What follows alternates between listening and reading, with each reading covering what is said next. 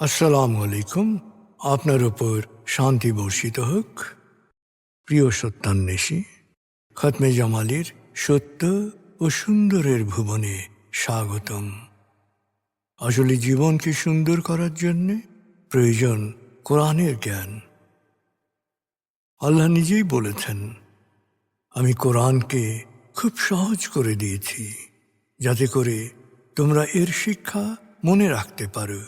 হে মানুষ, তুমি কি এর শিক্ষা হৃদয়ে ধারণ করবে না? সূরা কামারের 17, 22, 32 ও 40 নম্বর আয়াতে 4 বার আল্লাহ এই একই কথা বলেছেন। আসুন আমরা কোরআনের শিক্ষাকে হৃদয়ে ধারণ করার জন্যে পুরোপুরি মনোনিবেশ করি। আর এই প্রয়াসে আমি শহীদ আল বুখারী মহাজাতক আপনার সাথে রয়েছি। হালকাভাবে চোখ বন্ধ করুন, নাক দিয়ে লম্বা দম নিন, ধীরে ধীরে মুখ দিয়ে দম ছাড়ুন।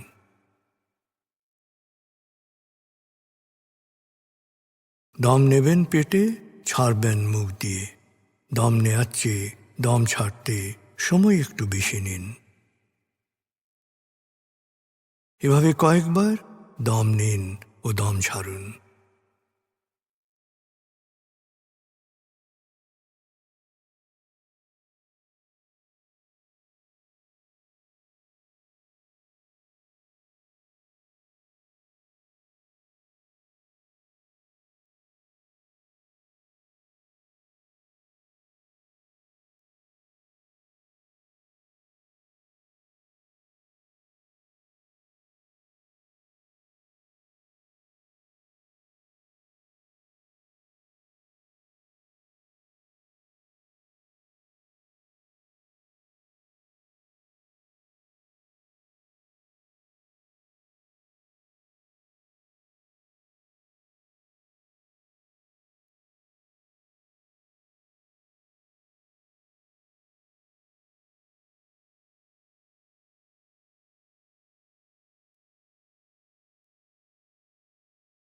এবার দম স্বাভাবিক হতে দিন।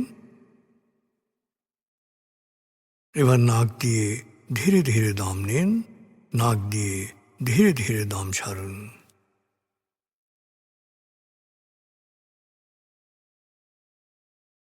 এভাবে কয়েকবার দম নিন, দম ছাড়ুন।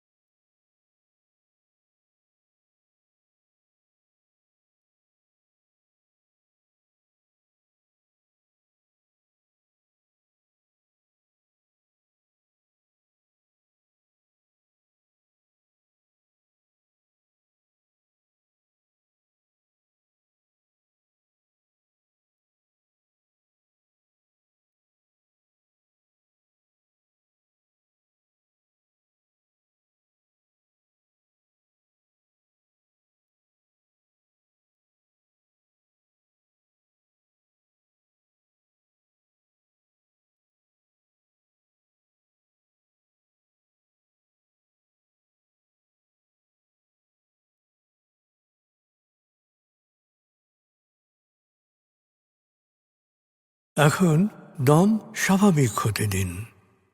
আপনি শুধু দম খেয়াল করুন।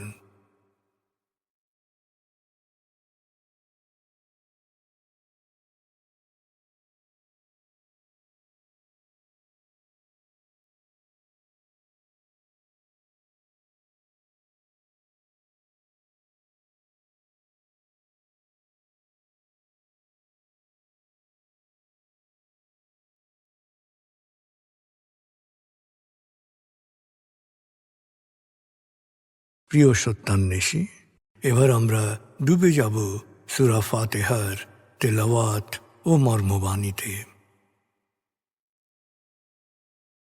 1, সূরা ফাতিহা। أعوذ بالله من الشيطان الرجيم. بسم الله الرحمن الرحيم. الحمد لله رب العالمين. الرحمن الرحيم مالك يوم الدين إياك نعبد وإياك نستعين اهدنا الصراط المستقيم صراط الذين أنعمت عليهم غير المغضوب عليهم ولا الضالين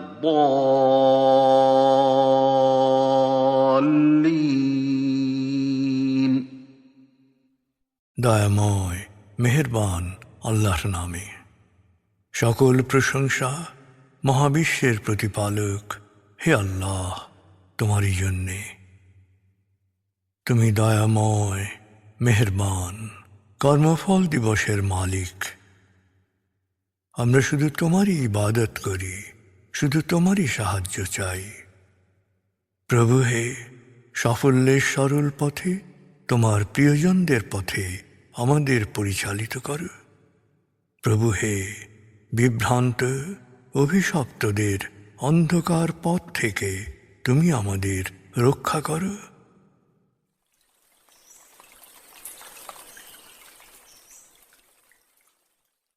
ভাব 110। প্রিয় সত্যান্বেষী, ভাব 109 আয়াতগুচ্ছে আমরা শুনেছি আল্লাহর পথে সংগ্রামে যারা অব্যাহতি চায় তাদের সম্পর্কে। ভাব 110 আমরা শুনব সূরা তওবা 53 থেকে 66 আয়াতের তেলাওয়াত ও মর্মবাণী। এ আয়াতগুচ্ছে মূলত বিরক্তি সহকারে বা লোক দেখানো অনিচ্ছাকৃতভাবে দান এবং যাকাতের 8টি খাত সম্পর্কে বর্ণিত হয়েছে। 9 সূরা তওবা। قل أنفقوا طوعا أو كرها لن يتقبل منكم إنكم كنتم قوما فاسقين وما منعهم أن تقبل منهم نفقاتهم إلا أنهم كفروا بالله وبرسوله ولا يأتون الصلاة إلا وهم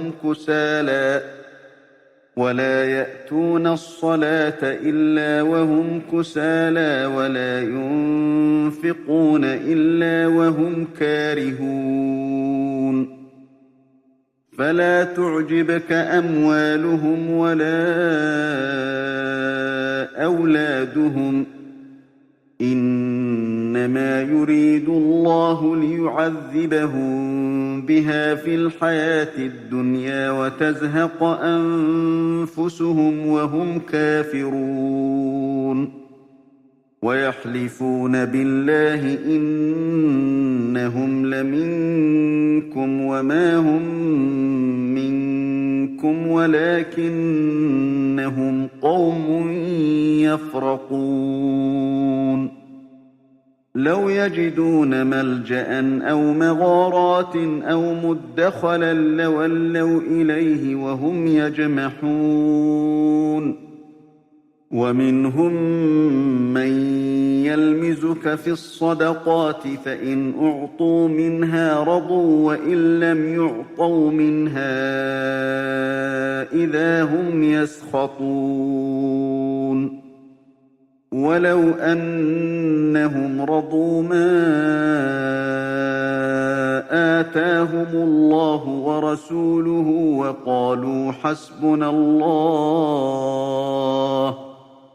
وقالوا حسبنا الله سيؤتينا الله من فضله ورسوله إنا إلى الله راغبون إنما الصدقات للفقراء والمساكين والعاملين عليها والمؤلفة قلوبهم وفي الرقاب والغارمين وفي سبيل الله وابن السبيل فريضة من الله والله عليم حكيم ومنهم الذين يؤذون النبي ويقولون هو أذن قل أذن خير لكم يؤمن بالله ويؤمن للمؤمنين ورحمة للذين آمنوا منكم والذين يؤذون رسول الله لهم عذاب أليم يحلفون بالله لكم ليرضوكم والله ورسوله أحق أن يرضوه إن كانوا مؤمنين ألم يعلموا أنه من يحادد الله ورسوله فأن له نار جهنم خالدا فيها ذلك الخزي العظيم يحذر المنافقون أن تنزل عليهم سورة تنبئهم بما في قلوبهم قل استهزئوا إن الله مخرج ما تحذرون ولئن سألتهم ليقولن إنما كنا نخوض ونلعب قل أبالله وآياته ورسوله كنتم تستهزئون لا تعتذروا قد كفرتم بعد إيمانكم إن نعف عن طائفة منكم نعذب طائفة بأنهم كانوا مجرمين হে নবী, বলো, আসলে তোমরা ইচ্ছাকৃতভাবে অথবা লোক দেখানোর জন্যে অনিচ্ছাকৃতভাবে যেভাবেই দান করো না কেন, আল্লাহ তা গ্রহণ করবেন না, কারণ তোমরা ফাসেক, সত্যত্যাগী। ওরা আল্লাহ ও তার রসুলকে অমান্য করে, দায়সারাভাবে নামাজে হাজির হয়, আর বিরক্তি সহকারে অর্থ সাহায্য করে বলেই ওদের দান গ্রহণ করতে নিষেধ করা হয়েছে। অতএব ওদের পার্থিব ধন সম্পত্তি ও সন্তান সন্ততি থেকে প্রাপ্ত দৃশ্যমান সুখ তোমাদের যেন মোহিত না করে। আল্লাহ তো পার্থিব জীবনে এগুলো দিয়েই ওদের শাস্তি দিতে চান, আর সত্য অস্বীকারত অবস্থাতেই ওদের আত্মা দেহত্যাগ করবে। আর ওরা আল্লাহর নামে শপথ করে বলে যে ওরা তোমাদের সাথেই রয়েছে, আসলে ওরা তোমাদের সাথে নেই। ওরা ভয় তাড়িত মানুষ। ওরা কোনো আশ্রয়স্থল, কোনো গুহা বা লুকানোর কোনো জায়গা পেলেই সেদিকেই দৌড়ে পালাবে। ওদের মধ্যে এমন মানুষ রয়েছে যারা সৎকা হিসেবে পাওয়া দান বিতরণের ব্যাপারে, হে নবী, তোমার ভুল খোঁজার চেষ্টা করে। প্রাপ্ত দান থেকে ওদেরকে কিছু দেয়া হলে খুব খুশি হয়, কিন্তু কিছু না পেলে ক্ষোভ তাদের সব কিছুকে আচ্ছন্ন করে ফেলে। অথচ আল্লাহ নিজে এবং তার রসুলের মাধ্যমে যা দিয়েছেন তাতে সন্তুষ্টি প্রকাশ করে যদি ওরা বলতো আল্লাহ আমাদের জন্য যথেষ্ট, আল্লাহ আমাদের তার ইচ্ছে মতো অনুগ্রহে সিক্ত করবেন এবং তার রসুলও আমাদের দান করবেন, আমরা আল্লাহর দিকেই তাকিয়ে আছি, তাহলে তা তাদের জন্যে কতই না মঙ্গলজনক হতো। যাকাত তো শুধু 1 দরিদ্র, 2 অক্ষম, 3 যাকাত ব্যবস্থাপনায় নিয়োজিত কর্মচারী, 4 যাদের হৃদয় জয় করা প্রয়োজন, 5. মানুষকে দাসত্ব থেকে মুক্তির জন্যে। 6. ঋণ জর্জরিত অবস্থা থেকে পরিত্রাণের জন্যে। 7. আল্লাহর পথে জনকল্যাণমূলক কাজ, ধর্মপ্রচার ও প্রতিষ্ঠার সব ধরনের কাজে। এবং 8. মুসাফিরদের জন্য ব্যয় করা যাবে। এটাই যাকাতের অর্থ ব্যয় আল্লাহর বিধান। নিশ্চয়ই আল্লাহ সর্বজ্ঞ, প্রজ্ঞাময়। আর সত্যের শত্রুদের মধ্যে এমন লোক আছে যারা নবীকে কষ্ট দেওয়ার জন্য বলে, সে কান কথা শোনে। হে নবী, বল, হ্যাঁ, তোমাদের জন্য যা মঙ্গলজনক তার কান তাই শোনে।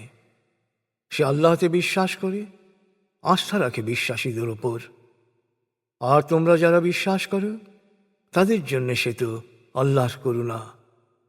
আর যারা আল্লাহর রসুলকে কষ্ট দেয় তাদের জন্য রয়েছে কঠিন আযাব, নিদারুণ শাস্তি। মুনাফিকরা তোমাদেরকে খুশি করার জন্যে তোমাদের কাছে আল্লাহর শপথ করে, অথচ সত্যিকার বিশ্বাসী হলে ওরা আল্লাহ ও তার রসুলকে খুশি করা অবশ্য কর্তব্য বলে মনে করত। ওরা কি জানে না যে আল্লাহ ও তার রসুলের বিরোধিতাকারীদের জন্যে অপেক্ষা করছে জাহান্নামের আগুন, যেখানে তারা থাকবে চিরকাল। এর চেয়ে চরম লাঞ্ছনা আর কি হতে পারে? অনেক মুনাফিক আশঙ্কায় থাকে যে কখন একটা নতুন সূরা নাজিল হয়ে ওদের মনের অবস্থা ফাঁস হয়ে যায়। হে নবী, বলো, ইচ্ছে মতো ঠাট্টা বিদ্রূপ করে নাও। তোমরা যা প্রকাশিত হওয়ার আশঙ্কা করছ আল্লাহ অবশ্যই তা প্রকাশ করে দেবেন। হে নবী, তুমি ওদের প্রশ্ন করলে ওরা নিশ্চয়ই বলবে, আমরা তো হাসি তামাশা ও খোশ গল্প করছিলাম। ওদের জিজ্ঞেস করো, তাহলে তোমরা কি আল্লাহ, তার বাণী, তার রসুলকে নিয়ে হাসি তামাশা করছিলে? অহেতুক কেন ছলনা করছ?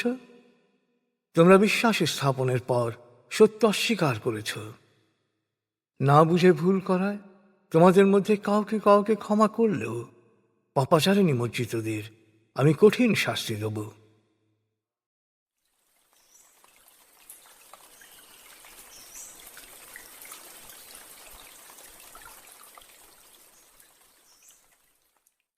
প্রিয় সত্যান্বেষী, এবার আজকের আয়াতগুচ্ছ থেকে একটি পয়েন্ট নিয়ে ভাবুন যা আপনি অনুসরণ করার চেষ্টা করবেন।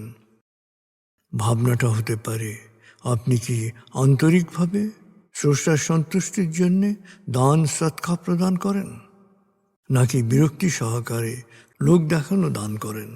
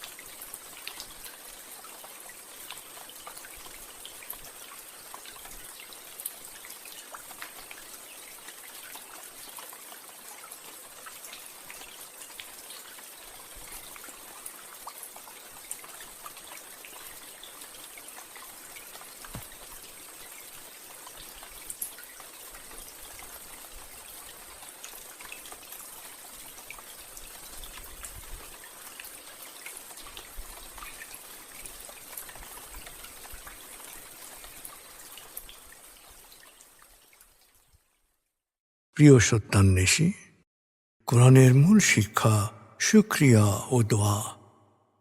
প্রভু আপনাকে যা দিয়েছেন সেই জন্য বারবার কৃতজ্ঞতা প্রকাশ করুন, তাকে হৃদয়ের গভীরে স্মরণ করুন।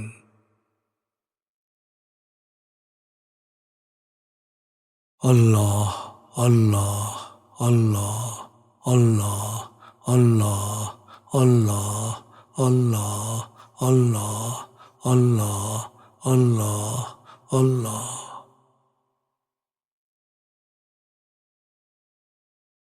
আস্তাগফিরুল্লাহ আস্তাগফিরুল্লাহ আস্তাগফিরুল্লাহ আস্তাগফিরুল্লাহ আস্তাগফিরুল্লাহ আস্তাগফিরুল্লাহ আস্তাগফিরুল্লাহ আস্তাগফিরুল্লাহ আস্তাগফিরুল্লাহ আস্তাগফিরুল্লাহ আস্তাগফিরুল্লাহ।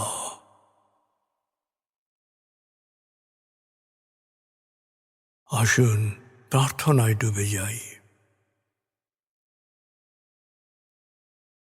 হে আমাদের প্রতিপালক, আমাদের ইহকাল ও পরকালের কল্যাণ দান করো।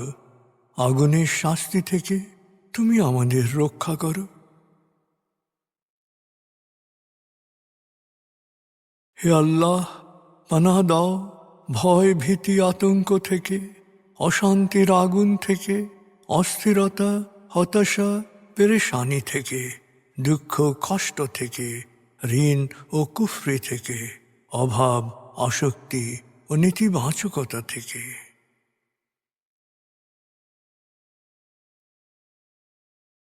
হে আমাদের প্রতিপালক, আমাদের বেহিসাব রিজিক দান করো।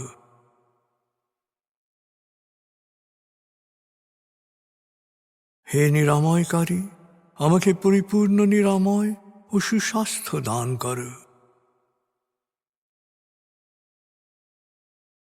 প্রভু হে, আমার মা বাবা অভিভাবক শৈশবে যে মমতায় আমায় লালন করেছেন, তুমিও তাদের উপর সেরূপ করুণা বর্ষণ করো। হে আমাদের প্রতিপালক, আমার পরিবারকে প্রাজ্ঞ সুখী ও সমৃদ্ধশালী পরিবারে রূপান্তরিত করো।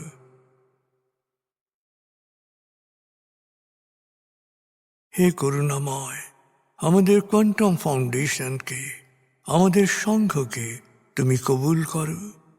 সংঘের প্রতিটি কাজে প্রবৃদ্ধি দান করো। সংঘের সবার উপর তোমার রহমত ও করুণা বর্ষণ করো।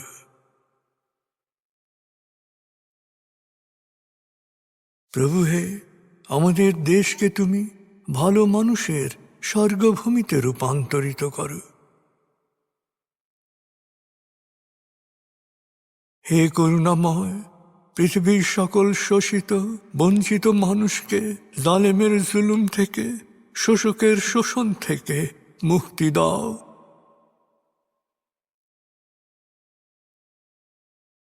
প্রভু হে, ভালো ভাবা, ভালো বলা, ভালো করা ও ভালো থাকার অফুরন্ত শক্তি আমাকে দাও।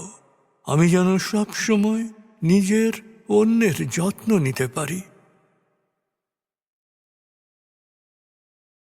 প্রভু হে, আমাকে বিশ্বাসী সৎকর্মশীল সংঘবদ্ধ মানুষ হিসেবে মৃত্যু দান করো।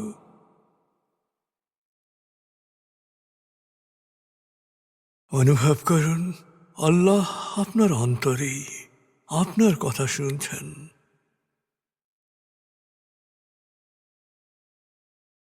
আল্লাহ আল্লাহ আল্লাহ আল্লাহ আল্লাহ বলতে বলতে মনের সকল আকুতি তাঁর কাছে পেশ করুন।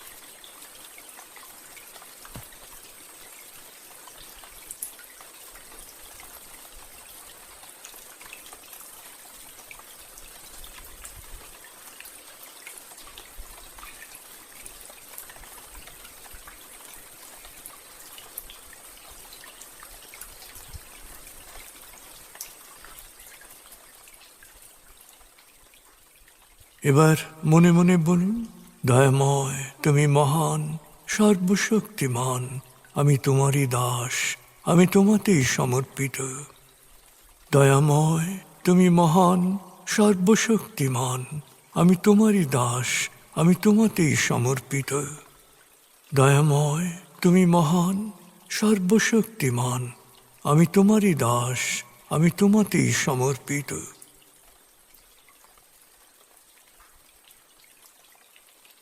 অনুভব করুন আল্লাহ আপনার প্রার্থনা কবুল করেছেন।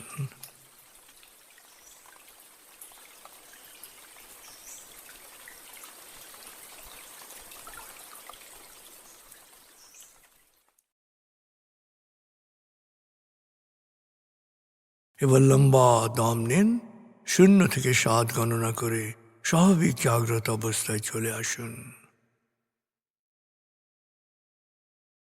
আপনার জীবন সুন্দর হোক, সফল হোক। খুদা হাফিজ। আসসালামু আলাইকুম। আপনার উপর শান্তি বর্ষিত হোক।